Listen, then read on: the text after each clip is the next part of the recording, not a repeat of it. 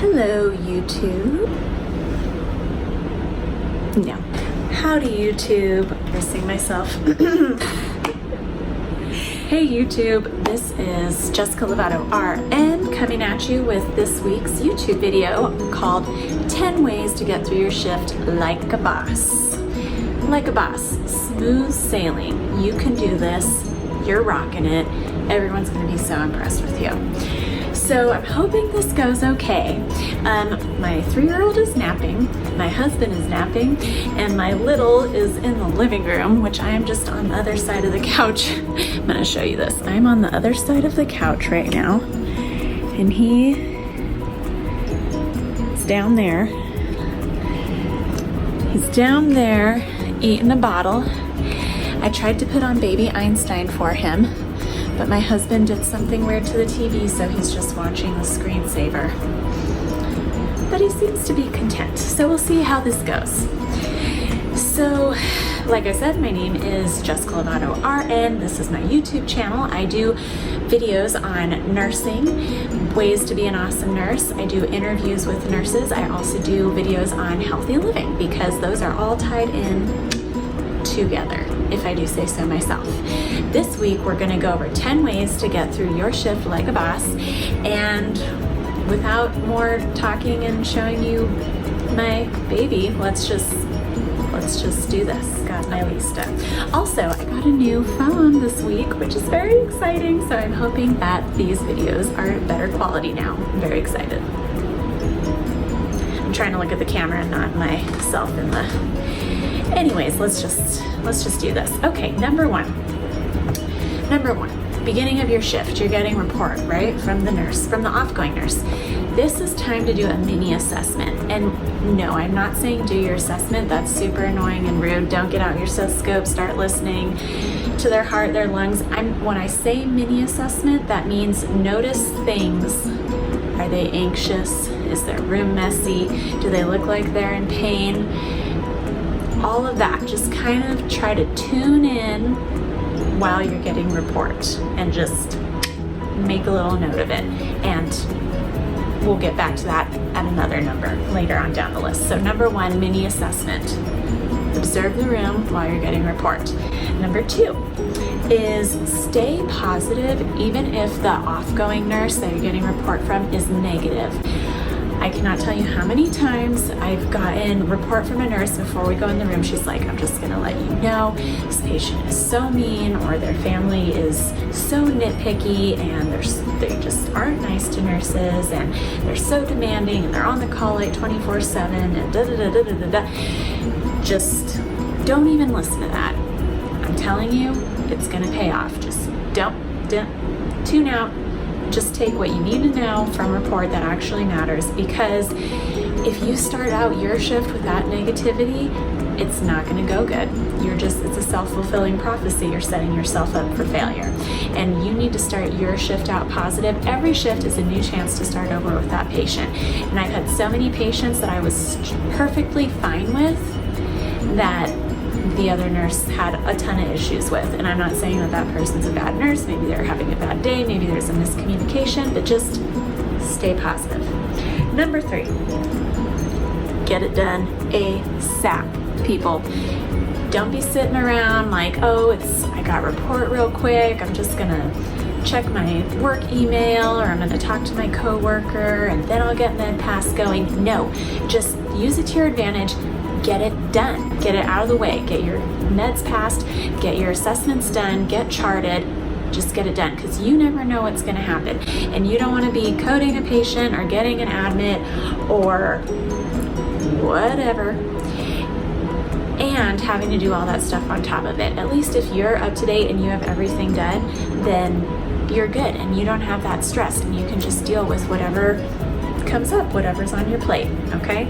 Number four, and this is where the mini assessment comes in. Use your PRN meds. That's your as-needed meds. Those are meds that are not scheduled. They're not going to pop up on the MAR like you have to give this at 9 o'clock.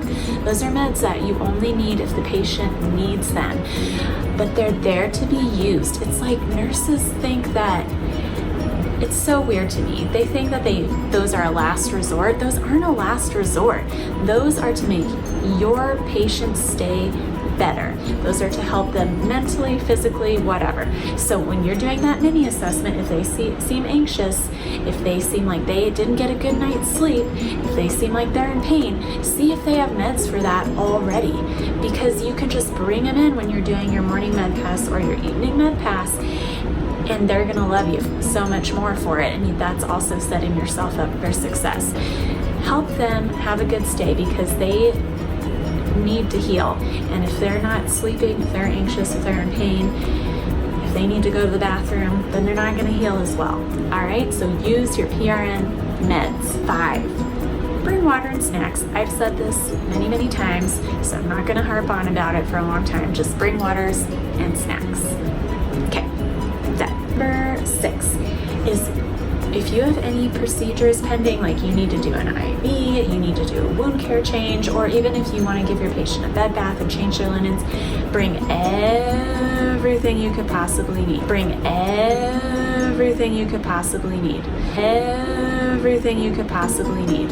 Just bring it all in there with you because you're wasting a ton of time if you're running back and forth to the storage room.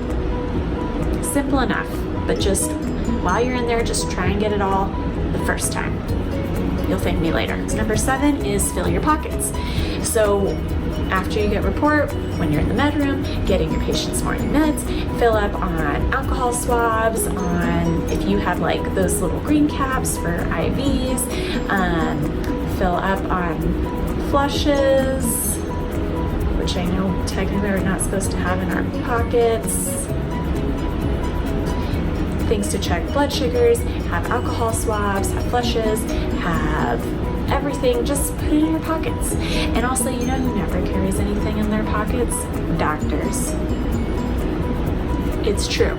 And they might be standing there and ask you for an alcohol swab, and then you're gonna save the day. Not be that frazzled nurse that's running off to go get an alcohol swab, and the doctor's standing there like, 8, we're almost done. Number 8, have a to-do list and a question list.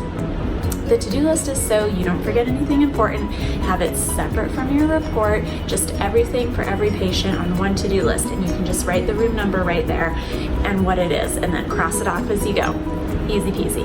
And then next thing is have a questions list for the doctors, because it really sucks when you round with the doctors and you forget to ask for something really silly like they need a stool softener, and then you have to call them later because your patient is bugging you and bugging you and bugging you and bugging you. So just have it there and you can address it when the doctor comes to round. Get it all done. Patient will love you for it, the doctor will love you for it, and it will make your shift a lot more easy. That was number 8 and number 9 combined. See how efficient we are already becoming just by talking about these? Okay, then this is it. Number 10. Number 10. Just explain everything. Explain. Over-explain. Explain everything you're doing, because just because you know doesn't mean the patient knows, and probably they don't know. And it's better to over-explain than under-explain, and it makes everyone a lot happier and more comfortable with you. And ultimately, this is just about growing the nurse-patient relationship, which is such a valuable relationship. They need to know that they can rely on you, and you need to learn to anticipate their needs. A lot of this is about anticipating needs. That is what thinking like a nurse is. Knowing what they need before they have to ask for it, because a lot of times patients aren't going to ask because they're shy, they don't want to bother you, they know you're busy. That's why you need to be observant and tuned in and just read the signs, people. Okay, that is it. 10 ways to get through your shift like a boss and just make that money without the stress. All right, people, have a healthy week. Like I said, this is Jessica. I am Jessica Lovato, RN. Please like, subscribe, ding the bell for notifications. I drop videos every Wednesday. Okay, bye.